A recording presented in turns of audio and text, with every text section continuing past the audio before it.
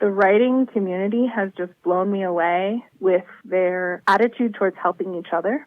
Even the most prolific of us can't keep a super reader in books. The more readers that we all create, the more great books that we all create, the better the whole industry. You're listening to Writing Roots, brought to you by AspenHouse Publishing. Welcome to Writing Roots. I'm Leigh. And I'm Leigh Esses. And today we are joined by Lindsey Teske. Lindsey is the head editor of a publishing company known as Of Ink and Pearls. Lindsey, thank you so much for joining us today. Thank you so much for having me, Leigh and Leigh. So tell us a little bit about what you do. I am a boutique full-service publishing company. What that means is that I work to tailor each publishing package to individual authors and their needs and to meet their goals. So I've had authors who are 10 years old and they want to get their book in the library. And that's very different from the package that I create to someone who has 5 books written and they're looking to start an author brand, or a businessman who has outdated books on real estate and he's looking to refresh and turn those into a asset for his business that brings in clients and increases his authority in the field. Very cool. So how did you get into editing and creating this company?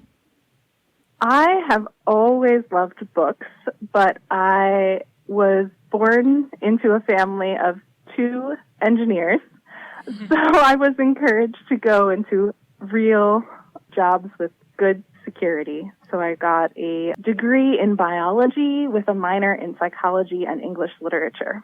And I quickly found out that I was very bored at being in a biology lab every day. Genetics sounds really cool until you're pipetting for the 1,000th time.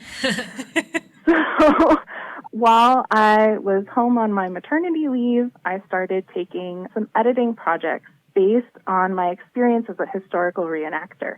So I've actually worn the petticoats, spoken the language, been to Gettysburg, which is a little bit less than 2 hours from my house, these beautiful local mansions. And so I worked on making sure that historical novels are very accurate and science fiction novels are very accurate. There's not a lot of editors who actually know the history and actually know the science. So I really enjoyed it. I loved seeing books get better and ready for publication. Then one of my favorite books totally flopped. And it was really frustrating because I had worked with that author on 3 different rounds of edits, and I knew it was a great book, but the cover was awful. The blurb had typos in it.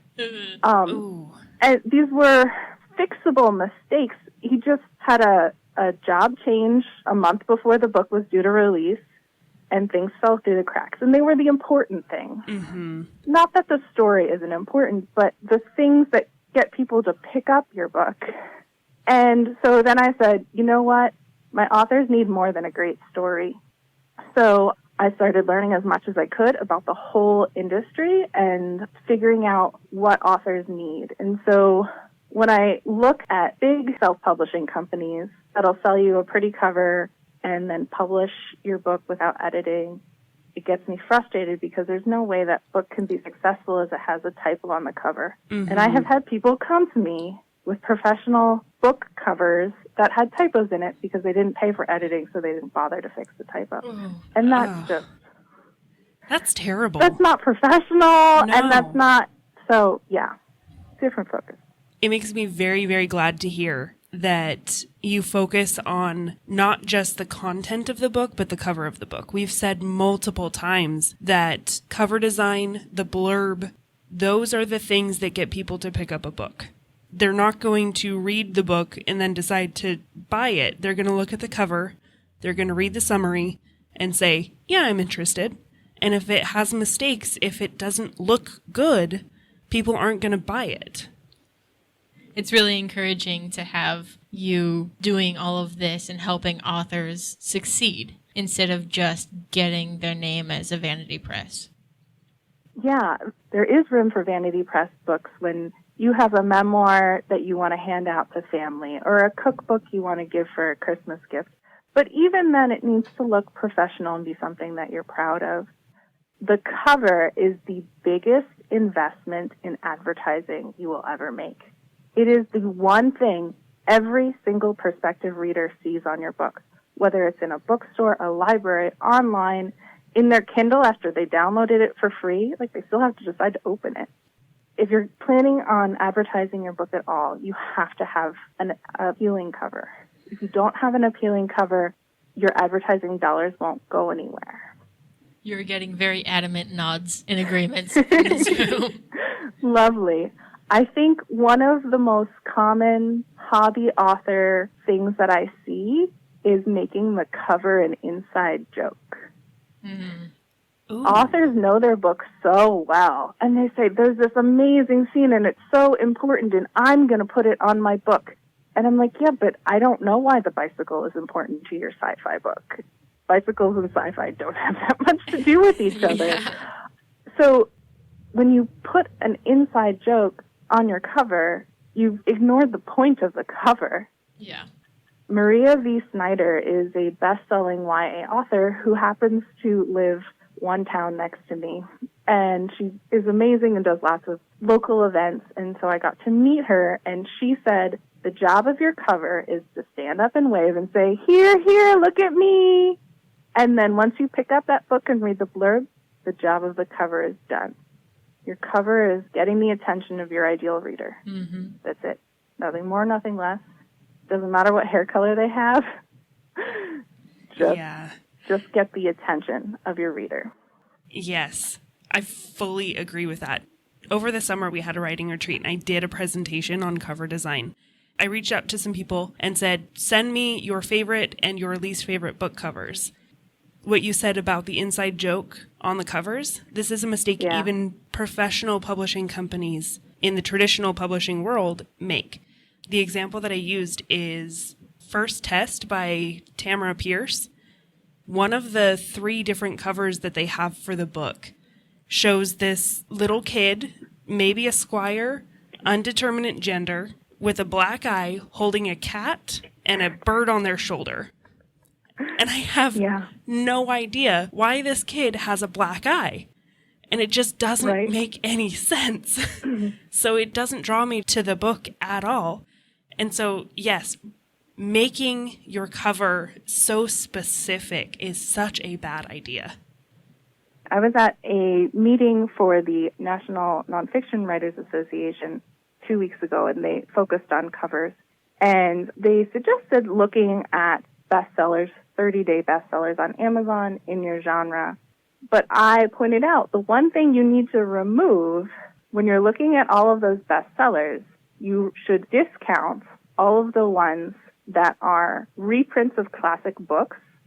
So I'm going to buy this new Jane Austen because I know that story and I love that story. The cover isn't getting attention to the book at that point. It's such a well-known title that the cover is just pretty. Mm-hmm. Tamara Pierce is a really well-known author. Her name is selling that book. The cover is just being pretty. Or maybe it is an inside joke to people who have already purchased the hardcover or have already read book 1, 2, and 3, and this is book 4.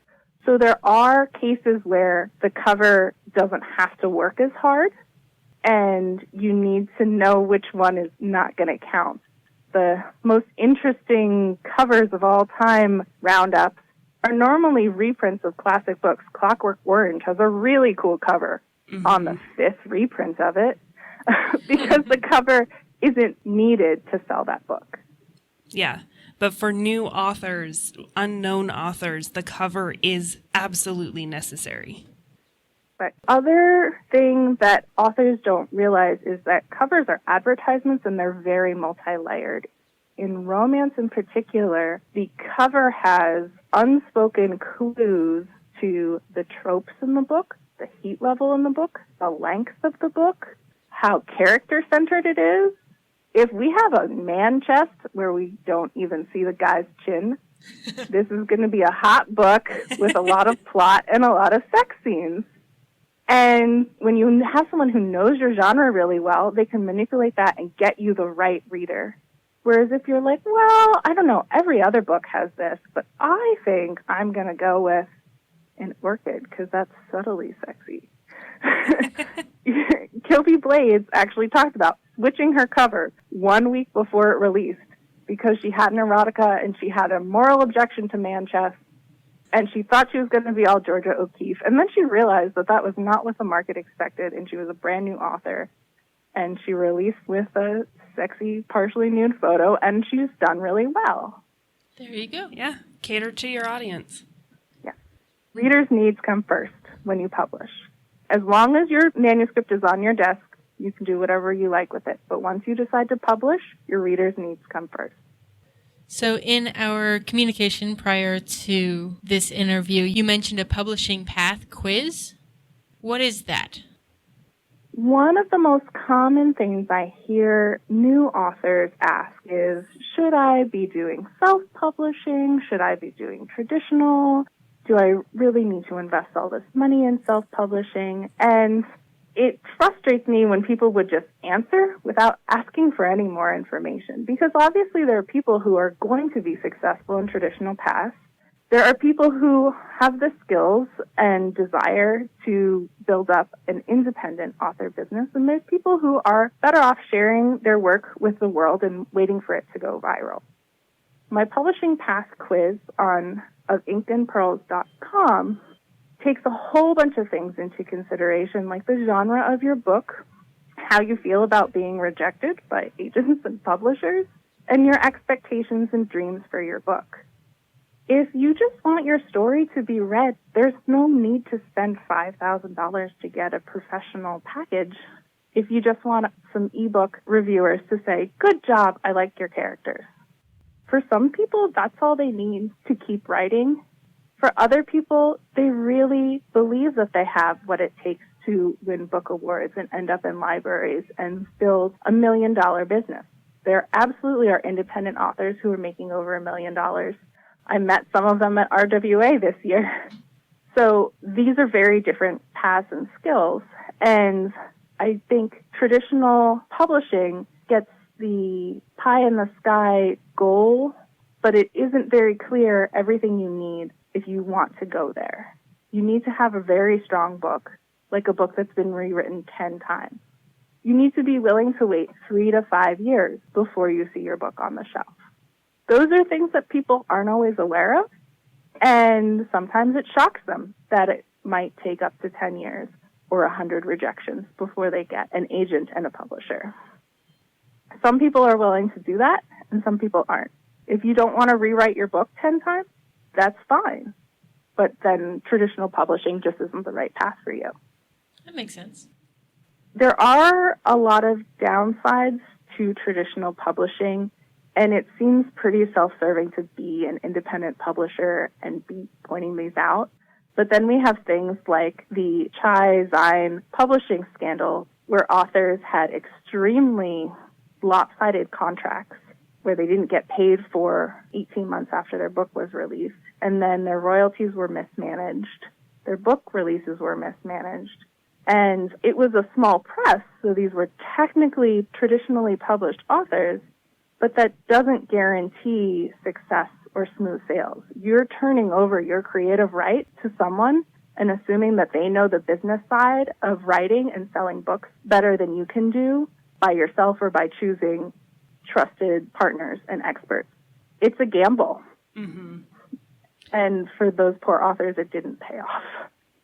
So, of all the books that you have edited, would you have a favorite or one that you just absolutely think is fantastic? My favorite book that I've published so far is one of the newest ones. It's called Dangerous Kisses, Gruesome Bites by Robin Goldblum.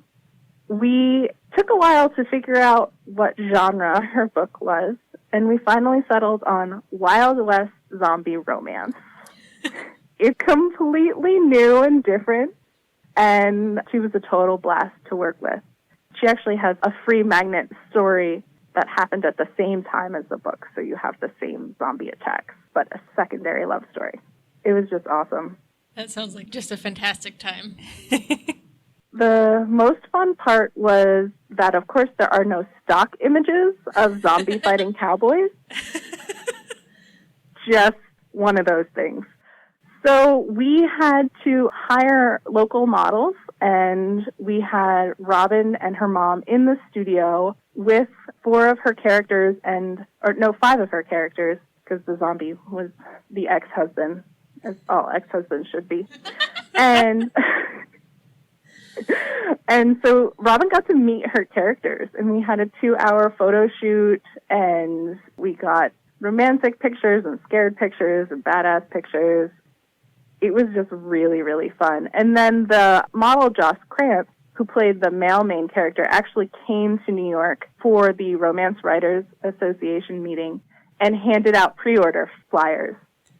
Nice. Yeah, Joss Krantz handed out pre-order flyers dressed up as the cowboy from the cover. So that was really neat. That is absolutely fantastic. I felt very clever to have thought of it. It was fun. I was very nervous because it was my first time at RWA and my first time with an official vendor table. What is RWA? The Romance Writers of America is shortened to RWA, and they are the largest writers group in the world. They specialize in romance. They have local chapters, and they have a national chapter. They have a national conference every year. I really enjoy belonging because the sense of community is amazing, and the resources that are shared with all of these writers is amazing. The writing community has just blown me away with their attitude towards helping each other. Even the most prolific of us can't keep a super reader in books. So we view it that the more readers that we all create, the more great books that we all create, the better the whole industry. I've had authors hand me their marketing plan or tell me exactly what they do to get a book launch. It's just been really wonderful and overwhelming and warm. That's so great. I love the writing community because no matter what level of author you are, we're all contributing to keeping readers. No one author can produce enough for one reader to always just read that author. Doing things like promoting other authors, getting people to read not just your stuff, but your favorite stuff is always a good thing for the industry and for individual authors. So as an editor, if you could drill one thing into every author's head, what would that be? Motivations matter. The one thing authors need to pay attention to are motivations. If you know your character's motivation, the rest of the book will fall into place. If you know your motivation, you know what the conflict has to be. You know your motivation, you know what some of the resolutions could be that will emotionally feel like a good ending to the reader. If you know your motivation, you can come up with some interesting ways to move the plot forward by putting more things in the way. If you don't know your character's motivation, then it can seem like a string of random events that don't have emotional punch and tension. Yes. Yep. We're both doing the happy nodding thing again. So my husband is actually a psychology professor. I had a minor in psychology and a year of graduate school in psychology, so I use psychology a lot when I am editing. The Maslow's hierarchy of needs is a great place to go when you're not sure what your character's motivation is.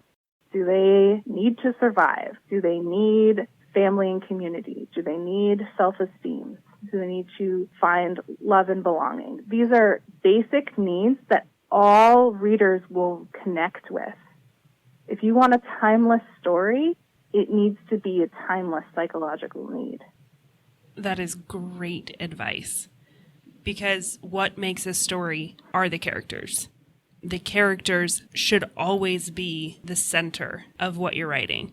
You can have a great, brilliant world, but if your characters moving in it are flat, then your story's flat. Absolutely. I think when I get a writer who has a beautiful fantasy world or sci-fi world, and I'm seeing a lot of extra sections, extra chapters, I go back and for every chapter I say, how did the conflict change? How did the motivational needs change? Did it go up? Did it stay the same? Was it resolved? And you can see when I'm saying nothing changed, there were 3 chapters in a row. The conflict didn't change. These are flat chapters and you're going to lose your readers. Let's move these somewhere else. Let's pick the pace up. It also helps when you're stuck and you're like, I don't know what to do next, because you can see which conflicts still can be escalated and which motivational needs can be met halfway. There's different tricks to use. That's great. So what is your favorite story trope? My favorite story trope. I really enjoy historical romance novels, particularly ones where they need to learn to trust and to love. Love healing is the theme of romance. The power of love to heal personal scars, to heal community scars. Love isn't just an extra that's thrown into the romance or something nice that happens to a nice, perfectly balanced person. The romance that work, that get reread over and over again, are when love changes and improves the characters. That is the power of love that we are searching for in an increasingly disconnected world. Sylvia Day's Crossfire series is 5 books on a single relationship and the complex power of learning to trust after you've been betrayed and abused. And I am on the edge of my seat the entire time because it's that emotional and that powerful. And you can do that much just with romantic tension if you're as great a writer as Sylvia Day or if you learn from her. Yeah, I always think it's a great idea to find a writer that you love, especially as a new author, and try to figure out what it is in that book that you love so much. Because if you can figure that out, that will teach your writing so much. And that you recognize that in other authors is great. Reading a lot will make you a better writer, especially if you are thinking about what you're reading. There are some great books about how to pay attention when you're reading. I love the book Story Trumps Structure, which taught me to stop focusing on the plot and start focusing on the characters and emotion and conflict.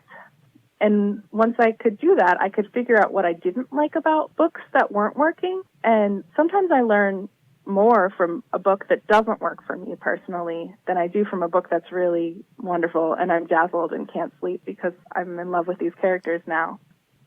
Reading a wide range of books is definitely important. I have a personal idol in Jane Ann Krentz, who also writes as Amanda Quick and Jane Castle and Stephanie James, and she has a lot of pennies. But for me, I love her books and I read them for pleasure. And then when I'm trying to read books to psych myself up to get back on the writing table in the minutes I have in my current busy schedule, I pick up one of her old books that she wrote before she had 30 years writing experience. And I remind myself that her little novellas were her first tries at world building, her first tries at romantic suspense. And it's really good to remember that Nora Roberts wasn't always the Nora Roberts of now. Mm-hmm. She started somewhere. So that's something that helps me with my writing. Yeah. We constantly tell people, don't compare yourself to that bestseller. You are new. You are where they were 30 years ago. Absolutely. As an editor, what do you wish authors knew about your process? As an editor, I don't expect a book to be perfect, but if you go to the dentist and you haven't brushed your teeth, it's harder on the dentist. So if you've done some self-editing, if you've run a spell check, if the formatting is pretty consistent, it's easier for me to pay attention to the big picture issues than when I'm rereading sentences because I didn't get you had an autocorrected word that wasn't supposed to be there. That really distracts me from my job. The other thing is that editing is not something you pay someone else to do. Editing is a 2-person process where I'm giving you feedback and making sure that I have my manuscript on my desk during 2 weeks when you are available to email me back and think about your work and say, oh, yeah, well, I'm sorry that wasn't clear, but his motivation for feeling that Ruby was this. And I'm like, okay, I can work with that now. When I'm working on a novel-length project, it's very hard to flip back and forth because this is my first time with it. By the time I'm done with a novel, I've read it 7 to 10 times, and so then it's easier. But my first impressions are really valuable because those are similar to what a regular reader is going to feel when they don't know why your character is doing that, or they're having trouble with the dialogue because it doesn't sound natural. Definitely having an open communication with your editor is so important. I am Leigh's editor, and we're constantly messaging back and forth as I'm in the process of editing, trying to figure out, okay, what were you meaning by this? What are they doing here? How can we make this work? So yes, I also fully agree. Open communication with your editor. It is a two-person process. It absolutely is. I think an author's biggest fear when handing over a manuscript to an editor is, one, they're going to change the story, and two, the editor's going to hate it. How would you respond? First, it's not possible for an editor to change your story because you still have your original copy. The editor is going to be handing you back a marked copy where you can accept or reject each change. I suggest big changes, like taking out a chapter, moving the order of events, getting rid of a secondary character who doesn't do anything. Those kind of suggestions are in a separate document, and the author has to do those. I would never do that behind the scenes without talking to an author, and I haven't heard of editors who do.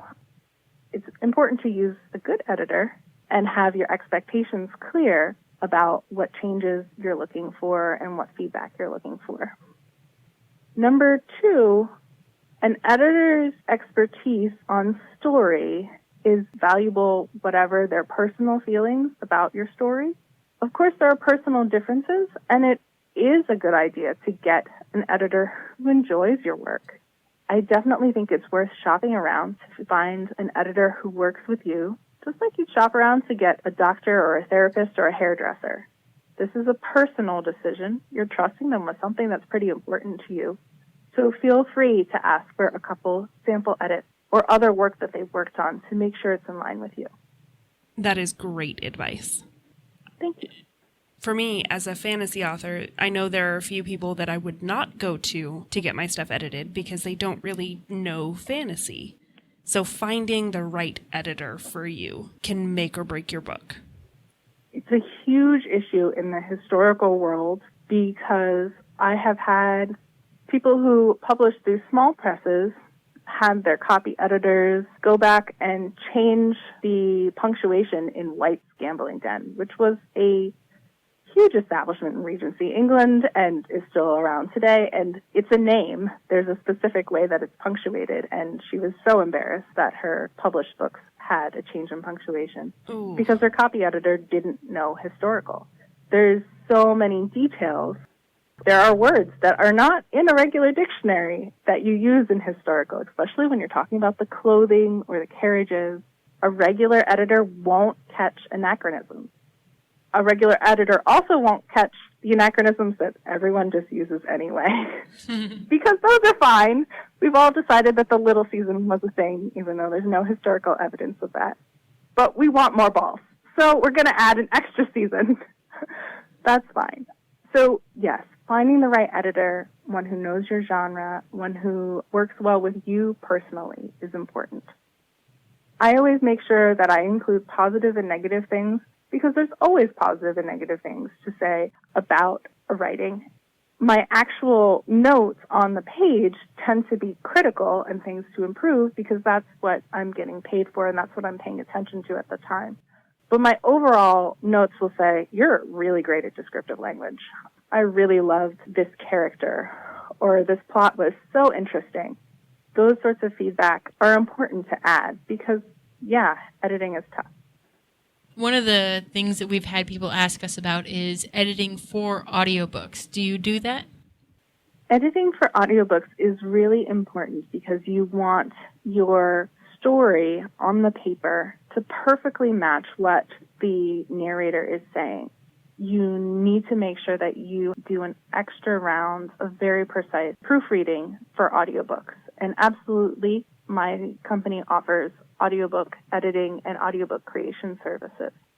Have you ever done other mediums like scripts for plays or movies? I actually started my writing career writing skits and performing them in the backyard. I recently did edit a movie script for a client. It was a fantastic, true story. His grandmother was hiding from the mob and searching for her child that was stolen. It was just fantastic. She was an awesome, scary woman. We're in the process of submitting that screenplay to several contests in order to get interest in funding it into making a movie. So what would you tell authors who are writing for mediums other than novels? What is different for them? There are different expectations depending on your medium, and you need different tools. Trying to format a screenplay in Word is a headache and a half, so please invest in the right tools.